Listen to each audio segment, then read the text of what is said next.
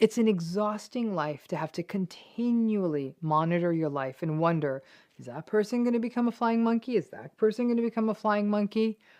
It's no way to live. In some ways, all you can do is go through your life as your best you. And if the people around you don't seem to understand narcissism, be careful around them.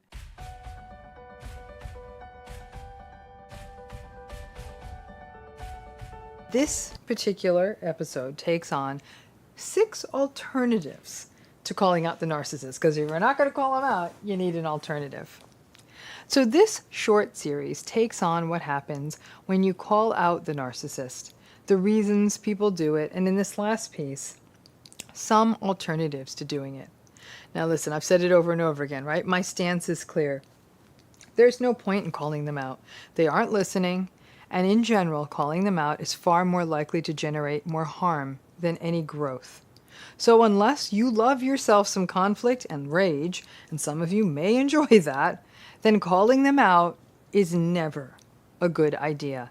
In fact, calling them out only just gives you more confirmation of how unhealthy these relationship cycles are, and may be so triggering that it is simply not good for your health. So let's start at the top. Here's a first thing alternative to calling out a narcissist. Don't call them out. It's really that simple. Do not call them out. It would save you a world of grief and hurt if you did not. You aren't turning to them for confirmation. They aren't going to change, so don't do it. If you suspect that narcissistic patterns are in play in your relationships, then you simply have bigger decisions to make. Put your time there. Ask yourself, do I stay and set boundaries and not engage? If I leave, what does that look like? But some grand showdown of telling them, there's no win there, and that's not a good idea. A second alternative, put your energy into actually really understanding what this pattern is about, not in calling them out.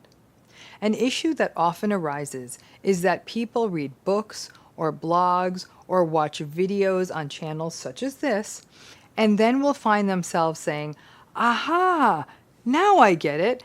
Just like maybe that magic moment when somebody finally sort of masters algebra or how to play the violin. And then you want to take that newfound knowledge and want to march over to that narcissist and say, aha, I have your number. I see you. Instead, it's far better for you to just simply focus on understanding the pattern, and then you can use that information to guide your decision making, not just in this relationship, but in others, and turn what felt like chaos into a predictable, albeit still painful situation, and make more informed choices. Your third alternative is gray rock. It's a thing, and it works. Gray rocking is a form of disengagement, not taking their bait, not having the usual invalidating conversations, not sharing your achievements with them so they can minimize them, not sharing your pain with them so they can diminish you further by not having any empathy, just sticking to superficial topics such as the weather or the new purple flowers in the neighbor's garden. No, I get it. When you gray rock, it's not a deep relationship, but the fact is it never was. And the gray rocking, they have a little ramp up at the beginning when you do it, but then over time it may help with the rage. Gray rocking means that you don't go deep. Someone recently suggested to me the idea of another level, sort of level up from gray rocking. She suggested calling it firewalling. She's a tech person. And we sort of laid out firewalling as, again, this level up from gray rocking, the concept of firewalling, not letting important or sensitive information in or out, but otherwise interacting normally. It's like a boundary that keeps your most intimate knowledge within you, but you can share other information safely. Fourth alternative is have some other sounding boards or sources of support. This can be therapy, close friends who get it, those friends of yours who sneer and say, you shouldn't say narcissist, that's not nice, you're not a doctor. Put them in the firewall pile. You can't have this conversation with them. You can turn to online support groups that are well run or other social groups where you can just be you. Having those spaces can be game changers for you and make it less likely that you make the mistake of calling out the narcissist and instead just vent in a space where you are safe and validated. Fifth is radical acceptance. Radical acceptance means knowing that this won't change. This or these are the limits of this relationship and this person, and it also means knowing that calling this out is pointless. Radical acceptance falls in with the many other techniques I have shared, including managing realistic expectations, setting boundaries, not defending, not engaging, not explaining, and not personalizing. But as part of this, it's also recognizing via radical acceptance that calling this out, calling a narcissist out, is pointless and potentially harmful. And sixth is distraction.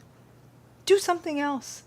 You feel like calling them out? I don't care if you go and pick up some yarn and start to crochet, write the great American novel, take a walk, bake a cake, go to the garden, or binge watch a show for the 10th time. Do something else. And the moment you want to call them out, that feeling, it may pass.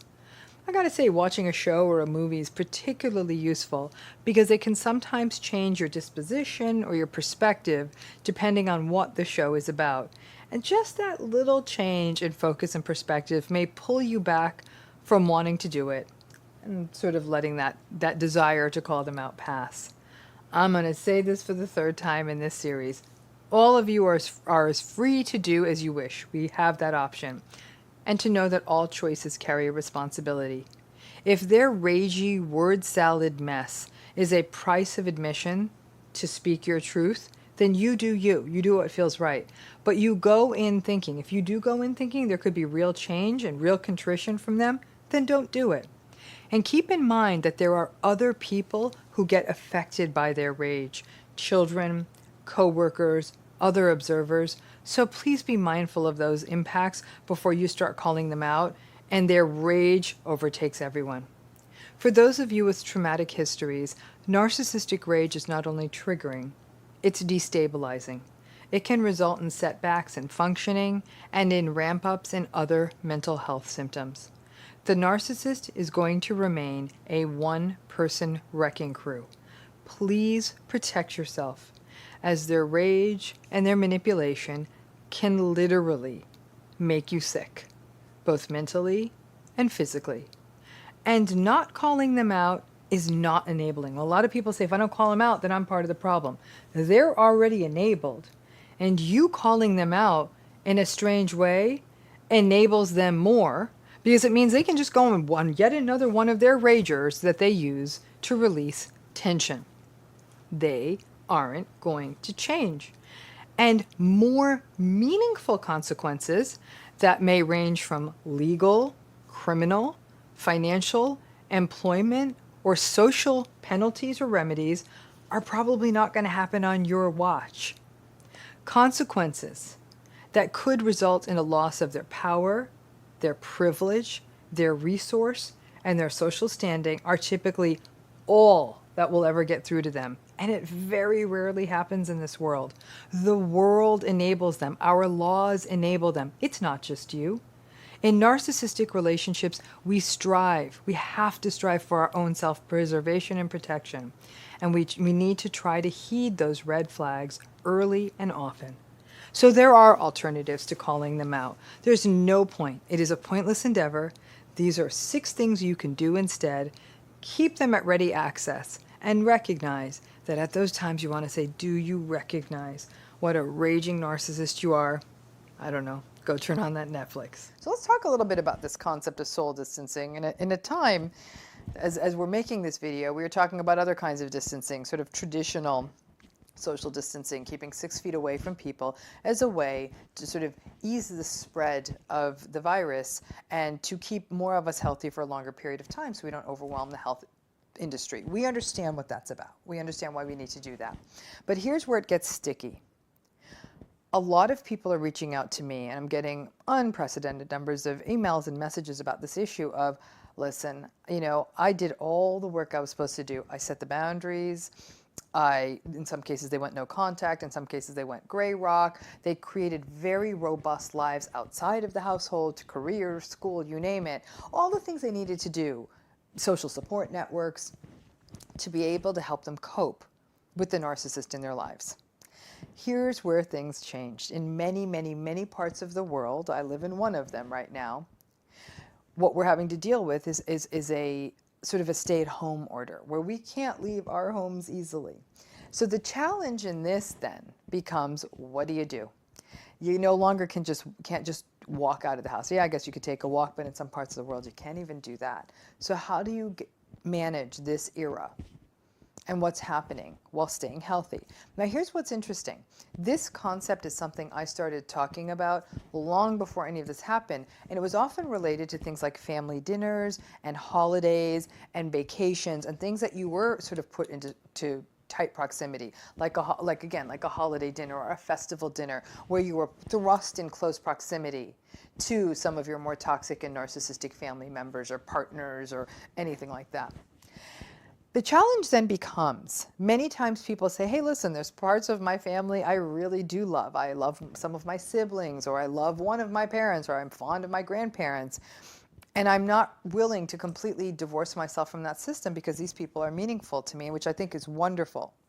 So the question is, how do you distance from someone when physically you have to occupy the same space? That's where the concept of something I've always called soul distancing comes into play. When you're with someone and your physical, material body is in their presence, that's fine. You know, that happens. You have to sit next to people you don't like on buses and airplanes or in offices or in classrooms. It happens all the time. But when those people have no relevance to you, for example, you're sitting next to someone on a bus or you're sitting next to someone in a conference room, you don't really pay much mind to them. You might think like, I'll be glad when this is done. I don't really like this person, or they're doing things that are making me uncomfortable, or I just don't like this experience. You know, it's either time limited or you don't have much association with them. It's a whole different game when you have to be in proximity to someone who's been a toxic influence in your life, someone who's invalidated you, someone who's demeaned you, someone who's devalued you, or someone who's manipulated you, and that's been directly targeted at you. That's a very uncomfortable space to occupy. And that's not just in your close, intimate relationships. Again, that could be your family, it could be a friend, it could even be the workplace. We don't all have the luxury to step away from these relationships and spaces now more than ever, right? So what do? Your physical body stays in, but you can pull that most sacred part of yourself out of there, your soul. Don't have it present there for them to be able to play with. Pull yourself away in that. It's almost like classical gray rock. Really what gray rocking is a form of soul distancing. What you do in gray rock is you don't let them interact with the best of you. You're very serene. You're very neutral and flat. There's a lot of, okay, sure, sounds good. That's interesting. Enough filler to keep the conversation going. But what you don't put up on the chopping block are those most authentic, important, divine, and sometimes vulnerable parts of yourself. At this particularly vulnerable time in our world, people are scared. They're scared about a lot of things. They're scared about elderly friends and relatives. They're scared about their livelihoods. They're scared about getting sick themselves. They're scared about the unknowns. Those are normal reactions in an abnormal situation. What can be very unsettling, though, is when you have those fears, and because you're stuck in sort of a narcissistic space because you're locked in with people like that, you don't feel like you have places you can share that. The temptation is, oh, these are spectacular circumstances. I should be able to share this about myself. And then you're shut down, mocked, or gaslighted. Soul distancing means that you're not going to share those vulnerabilities. You're not going to share those aspects of yourself. You need places to share those things. And those may be friends by, I don't know, by FaceTime or Skype or Zoom or some other video chat. It could be texts. It could be if you're doing online therapy, talking to your therapist. Those are all very good and appropriate ways to do it. Just don't bring it to the people who are going to mock you. And listen, what's going on in the world isn't the only game in town. We all have other stuff going on. Many people are still going to school online. They may be doing their jobs online. They may be trying to find work online. People have been let go. They're trying to get their finances in order. There's other stuff going on. And in the midst of that, you may also feel vulnerable. You may say, oh, I'm worried I won't graduate in time. Or I'm afraid that, oh, my boss isn't noticing my work in the same way. Or you're worried that you're not going to be able to find new work, and in a few months or even right away, you're not going to be able to do things like pay rent, and you're not sure how all these new things are working. There is a lot to figure out, right? So in those vulnerabilities, you once again, around the narcissist in your life, you don't get to share them. Soul distancing becomes a way to make sure you don't take those things to them, that you really keep those vulnerabilities. And it's not just about what's going wrong, it's also about what's going right. What's been striking to me as we've gone through this entire, unbelievable human experience of all feeling vulnerable about something that's tiny as a virus, but it's causing so much havoc in everyone's lives, is how people have drawn together. I've really, really been struck by how people are attempting to reach out to their neighbors, to their friends, to their families, to do the right things in their communities. If they didn't lose their work, trying to find ways to help financially support other people, creating works of art, continuing to sing their songs and giving sort of these kind of quick pop-up concerts online, whatever it is. I really am amazed at seeing people who are playing by the rules and really trying to do good things for other people, keeping their local bakery in business by going, socially distancing, buying that loaf of bread, sometimes even when they don't need it, because they want that place to still be there when all of this is over. But when you try to even share those beautiful things with your family, like, can we draw together? Let's help the person down the street. Why don't we find a way to give back to our community safely? You'll also be met with, oh, please, they're not our problem. We got enough problems. Once again, that beautiful part of yourself can be denied. Soul distancing means you also don't bring those good things to them. You share them with the places they belong. It might be on your social media, it may be with friends, it may be simply just doing it. Long after all of what's happening now is gone, the soul distancing is going to still work for you, because a lot of people all over the world don't have the luxury of stepping away from their narcissistic relationships. It's so easy to say, go no contact. It's so easy. You can't go no contact when you're co-parenting. You can't go no contact in many cultures when you have interdependent family networks. You can't go no contact when you need to keep a job, especially nowadays, right? It's not a luxury all of us have to just, let's just go no contact.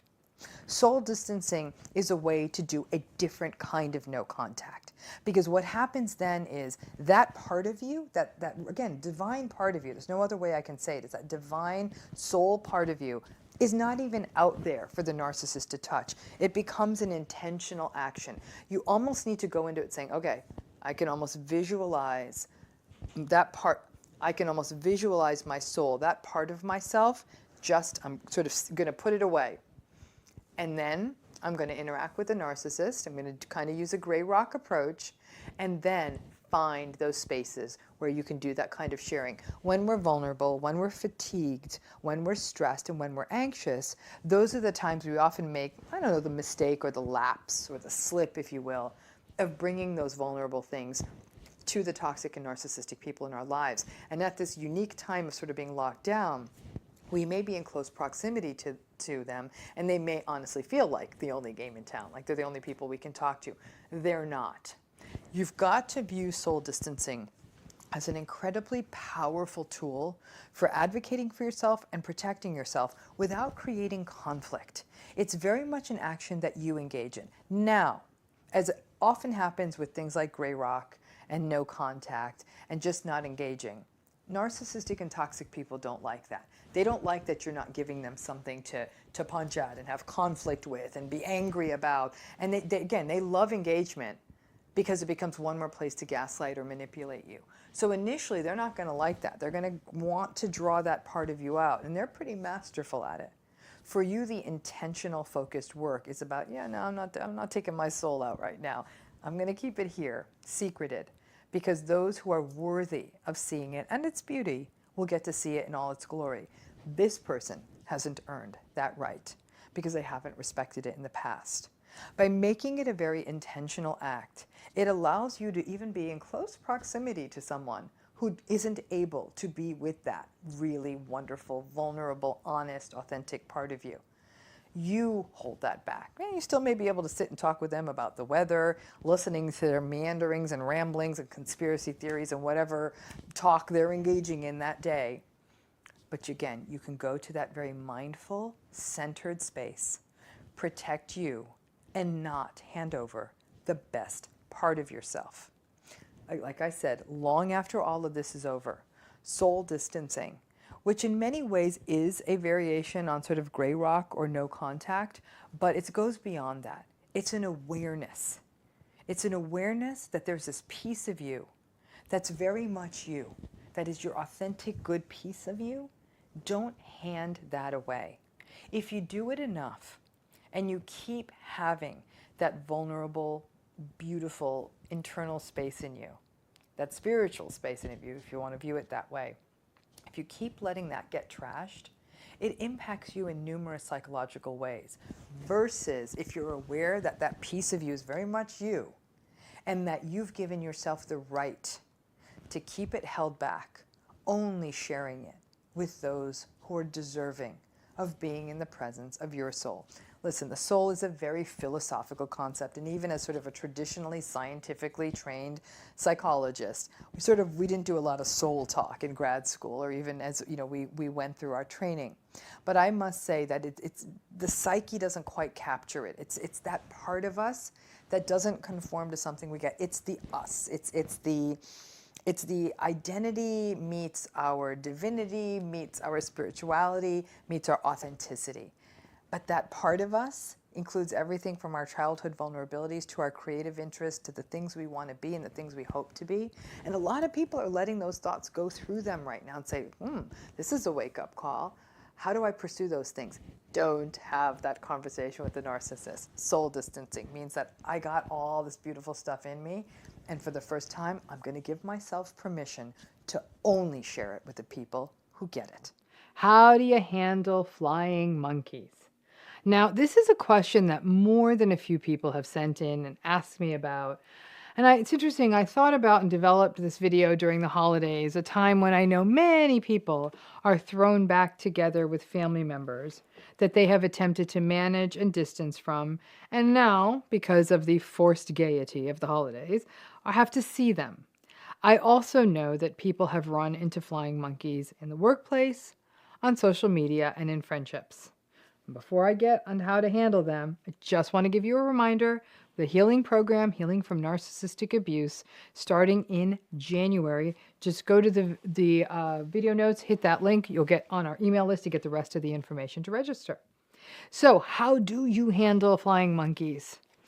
We can make this a short video and just say disengage and be done with it.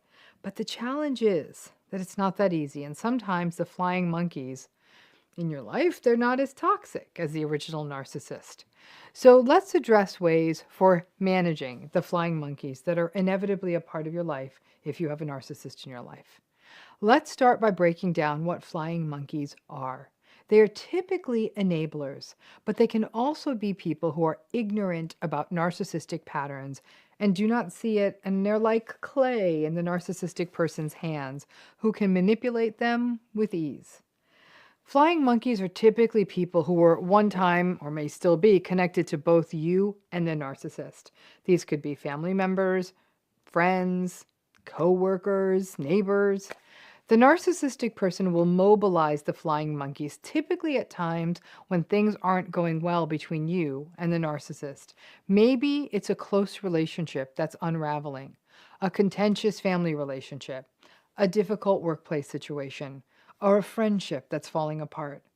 Because the narcissistic person is always looking for a way to create advantage for themselves, and they want to maintain a narrative that deflects any blame and responsibility from them and place it on someone else, and they have to end up looking wonderful in everybody else's eyes, right? Mobilizing the flying monkeys is a way for them to achieve all three of those things and put the blame on you. Now, that means that there are people around you, around all of us, that can be mobilized into that role of flying monkey.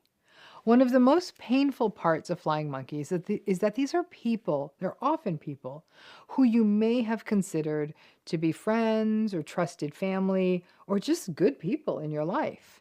Unfortunately, because narcissistic people are so skilled at wearing a mask, they may have tricked these people, and there are so many people out there who don't want to believe that there can be the darkness of narcissism in our midst.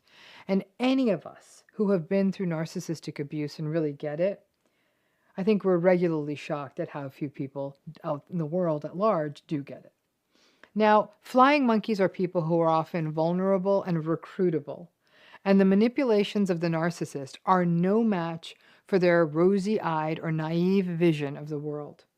Flying monkeys, like I said, can be enablers and often want to maintain a sort of pretty and simple view of the world. And who can blame them? I wish the world was simpler than the view of it that I've got these days.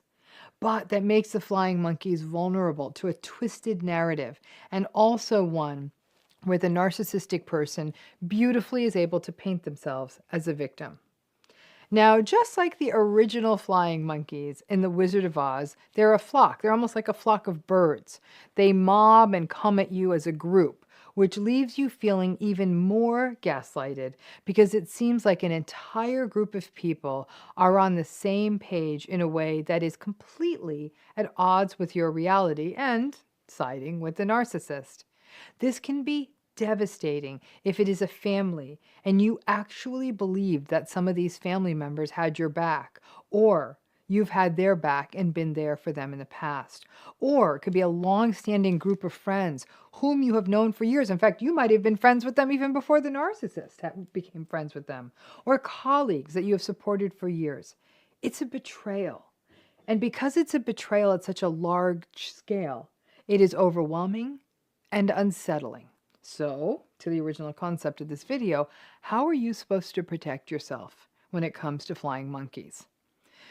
Sadly, there isn't much that you can do from a prevention standpoint. It's an exhausting life to have to continually monitor your life and wonder, is that person going to become a flying monkey? Is that person going to become a flying monkey? It's no way to live. In some ways, all you can do is go through your life as your best you. And if the people around you don't seem to understand narcissism, be careful around them because they are the ones that will be the most recruitable as flying monkeys. It's really where we can address the flying monkeys is what you do as it's happening or after it happens. Number one, you gotta hold on to your reality. It's very easy to be gaslighted and start to doubt yourself and feel deeply confused when lots of people are sharing the same distorted narrative. Trust yourself. There can be so much grief when you're experiencing the whole flying monkey phenomenon, and that grief can drain you and sometimes leave you doubting yourself even more. You know you. You know what you experienced. And even if the flying monkeys want to gaslight you alongside the narcissist, you gotta hold on to your reality. Number two, don't try to convert the flying monkeys. The group of flying monkeys with the narcissist leading the fray can feel a little bit culty. And sometimes the flying monkeys can get really zealous about their support of the narcissist and the idea that you may be to blame. All you can do is calmly and gracefully stand in your truth, even if you're so angry inside. Don't get into the mud with them. They will want to hear your side of things, and if you choose to do that, stick to the behaviors of the narcissist and don't get lost in talking about gaslighting and narcissism and other words that might put them on the defensive. Because when you use those words with flying monkeys, they'll often push back and try to paint you as the bad person. Number three, keep in mind that sometimes flying monkeys come back around. Before you welcome them back with open arms, pay attention to who they were. And don't forget what they were willing to do. Flying monkeys may come around for a variety of reasons. They may get burned by the narcissist, or see them more clearly, or see that you aren't reacting to them. It doesn't mean you have to give up on the friendship or the relationship with the flying monkey, but you may want to proceed with more firm boundaries and be armed with the recognition that this person, that was a friend that became a flying monkey, that they were able to do that to you. One of the hallmarks of survival from narcissistic abuse is to move cautiously and slowly, but it's important that you learn to not justify and to not get lost in the cognitive dissonance swamp. Sadly, going forward, it may feel like a friendship or relationship with this former flying monkey that's less deep. Again, a key mantra of narcissistic abuse survivorship is to protect yourself on the basis of the wisdom of the lessons that you've learned from the narcissistic relationship. And that means caution and boundaries. Number 4, not all flying monkeys are created the same. Some are trying to play both sides, being your friend and the narcissistic person's friend. Tread very lightly there. You do not want to be a source of intel for the narcissist with a flying monkey telling them what's going on. So keep your answers and thoughts terse and brief, and don't show your hand to the flying monkeys. Some flying monkeys are as bad as the narcissist and want to jump on the bandwagon of harming you. In that case, do not engage. Some flying monkeys are just stupid, almost like the dim-witted kid in high school who just wanted to be friends with the cool kids no matter what. And sadly, in adult life, the narcissist often is the cool kid. The stupid flying monkeys aren't always dangerous, but they are definitely not a great person for you. You can do better. Number 5, hard as it may be, build new sources of support. There's nothing like a band of flying monkeys coming at you to be the wake-up call that you need to switch up your game and find some new people. This may start in places like therapy, but lead you to cultivate friendships with folks who are separate from the narcissist and don't know them. And make sure you do have a safe space like therapy to talk about this, because the betrayal, grief, and confusion of a flying monkey attack can be overwhelming. Flying monkeys are a deeply painful situation, and flying monkey situations have destroyed families, ended friendships, and even harmed careers, and all of that on top of having to weather the narcissistic abuse. Many times people will tell you when you talk about this idea of flying monkeys, it's all in your head. Remember, it's a real phenomenon, so just hold on to your reality and watch your head and your back. And if any of you have some suggestions on how to manage flying monkeys that you've used that have worked for you, please drop them in the comments. I've only offered up 5, but you may have techniques that I haven't thought of. So here's a proverb for you to try. If you heal the leg of a person, do not be surprised if they use it to run away. I want you to think for a minute and apply that to narcissism. So welcome back to the never-ending proverb series. I'm really enjoying thinking about this series now. Have really been focusing, as you can see, a lot on what are traditionally African proverbs. So much wisdom in these proverbs that seem to understand narcissism so well. So this particular proverb, if you heal the leg of a person, do not be surprised if they use it to run away. Let's take this one apart. I think some of you are already like, yeah, I'm on this one. So this is, as I said, it's an African proverb. So many of these are just so spot on. I'm struck as I've been reading so many of them recently, like, wow, these are so wise. They're often quite difficult to source to an individual, sometimes even to a country, but they're very on point. I almost find myself sort of a collector of these African proverbs at this point. And this particular proverb, it's the heartbreak of so many people who get into narcissistically abusive relationships. This idea, if you heal the leg of a person, don't be surprised if they run away.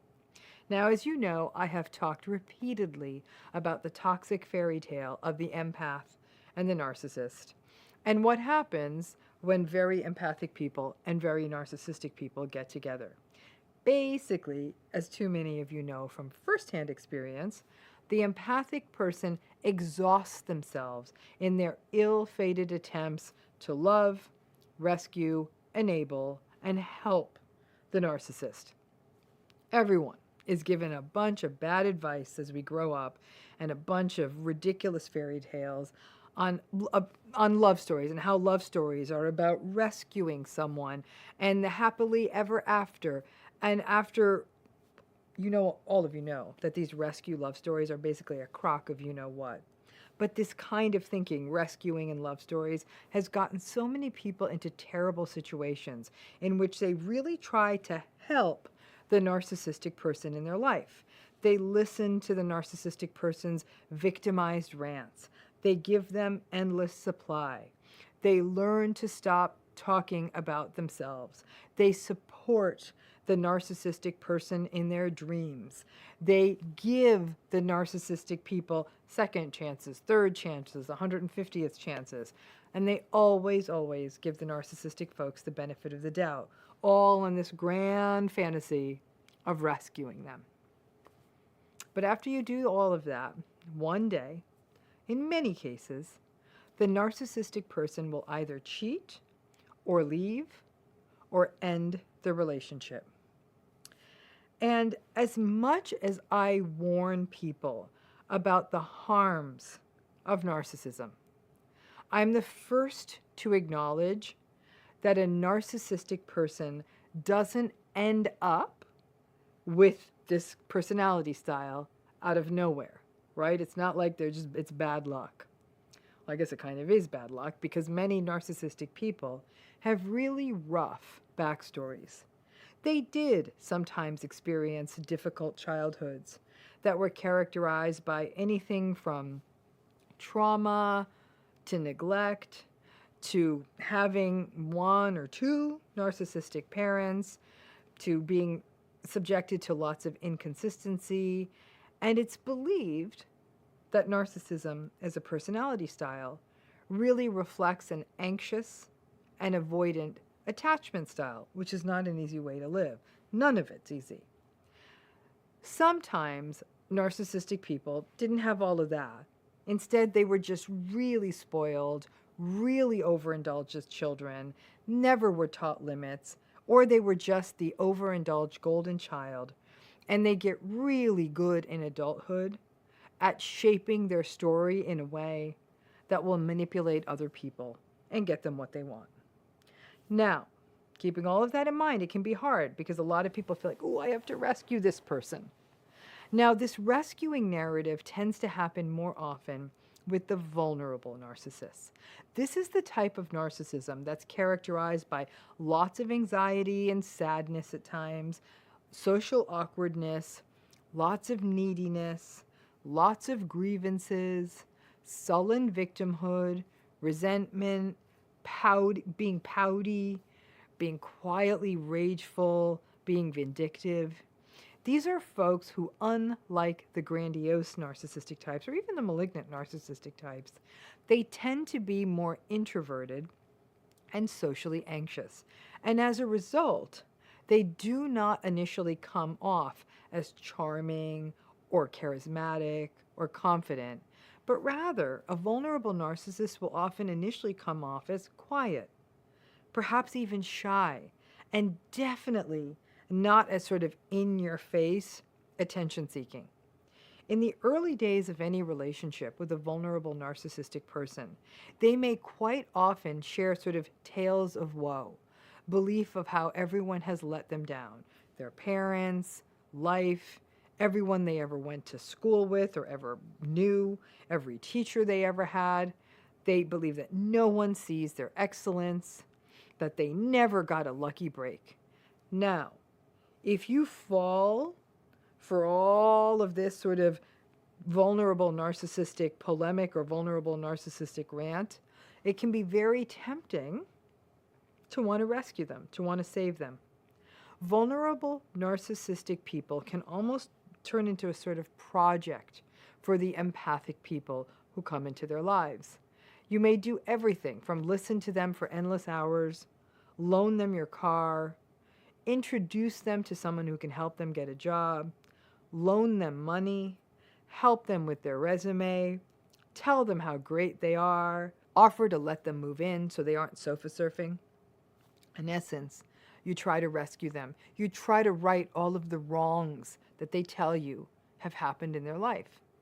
And in many cases, not all, but many, once you give the narcissist sort of back their legs, as it were, they do finally get the job or a steady salary or whatever it is they needed.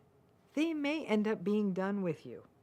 I have seen it happen so many times. This isn't going to be that great love story in which the sullen, victimized person turns to you and thanks you for all you've done and then becomes bright and cheery, perhaps to become the sort of prince or princess, charming, and it's all happily ever after. That's Beauty and the Beast. That ain't real life. No, narcissism is a very parasitic style. And after kind of getting back on their feet, many may even feel that they can do better than you, which is a terrible thing to have thrown at you since you are the one who got them to this point. But they believe it, and they may trade on this new persona that you helped them create and take that and move on to what they believe are greener pastures.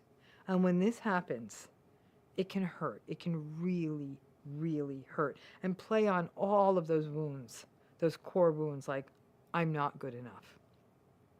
At that point, after you healed their leg and they run away, it is easy to fall into self-blame, self-anger, and a sense that somehow you're the one who's foolish. No, you didn't do anything wrong.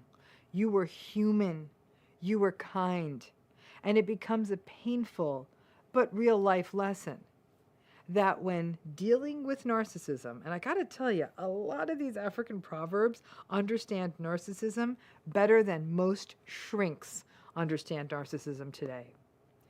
That once you heal whatever they were bothered by, or whatever they thought they need when you met them, when you heal that proverbial leg for them, they are more likely to use that so-called healed leg to run away from you.